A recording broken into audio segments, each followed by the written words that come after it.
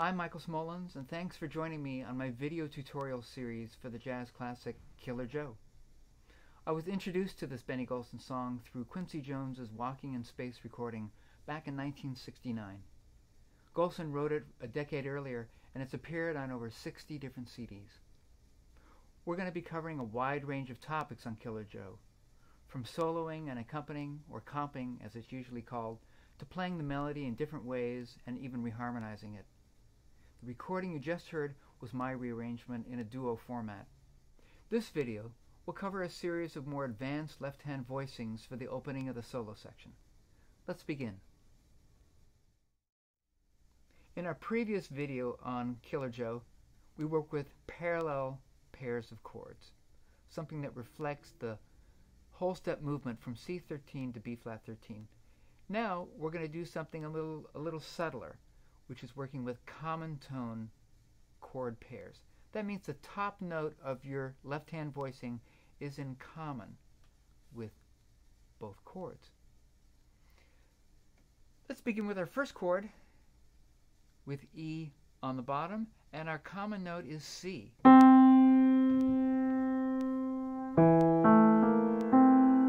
13, flat 7, root. And that moves to a slightly different shape, but with C on the top, to D, G, A flat, C. That's 3, 13, flat 7, 9. Even though the chords are slightly different, the fingering is still the same.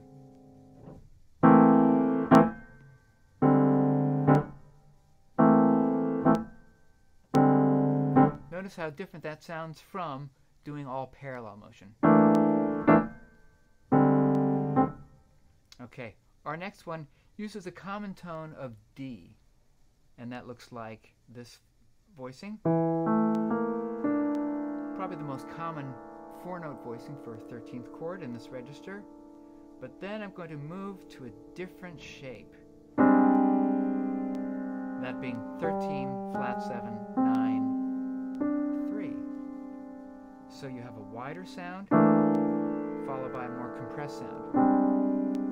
And that motion is called contrary motion, even though the top is shared. Technically it's oblique. And this is what it sounds like.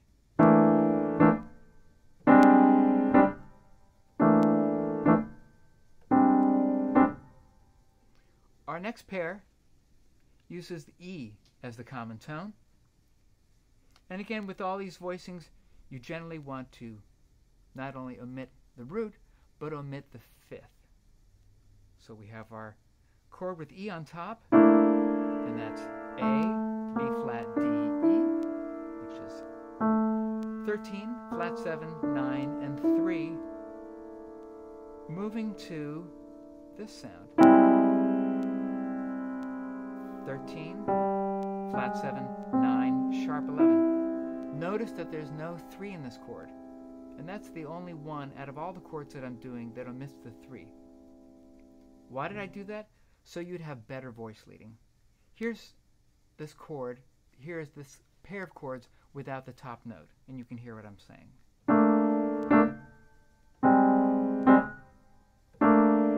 Notice how it's parallel. Then add the E on top, and you've got a pretty convincing sound. Our last pair uses G on top, and that would be the first appearance of the 5th, 3, flat 7, and 13. This is going to be a very new shape for most pianists because having your 4th on B flat and your 2nd on E is a very wide stretch. But if you raise your wrist a little more, you'll find that it's more comfortable. That chord now resolving to a more familiar sound. Flat 7 on the bottom, 9, 3, 13. So again, going from here to here. Because I happen to have naturally a wide space between my fourth and fifth fingers, I actually find this fingering to be more comfortable. 1, 3, 4, 5. But in working with many students over the years, I found that most students don't have that kind of spacing between their fourth and fifth fingers, and so I usually find that 1, 2, 3, 5 is more comfortable for them. But for me, I prefer this. So again, a less familiar voicing into a very familiar voicing. That's generally as high as I go for most comping. Now we're going to hear all 4 pairs of chords with bass accompaniment, thanks to my handy looper.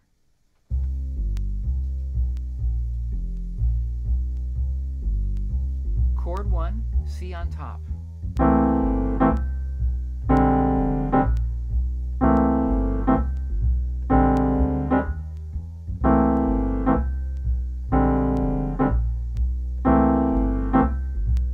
Now the second one.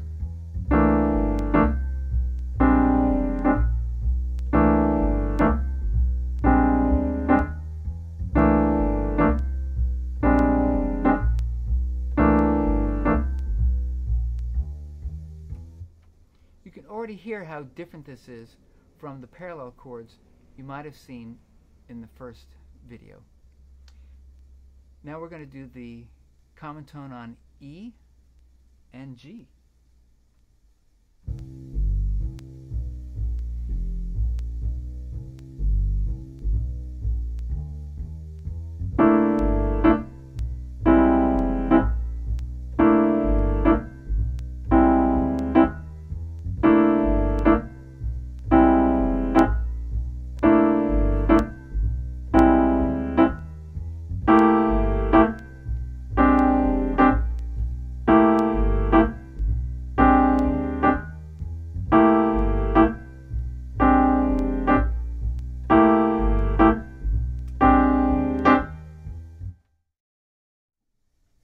So now you have 4 different possibilities for playing common tone chord pairs. When you combine that with parallel chords, you're going to have all sorts of options to create variety in your playing. I'm Michael Smolens, and you can check out more of my teaching videos on my website, which is secondsightmusic.com, as well as on Facebook, which is under Second Sight Music Studios. Thanks, and have fun.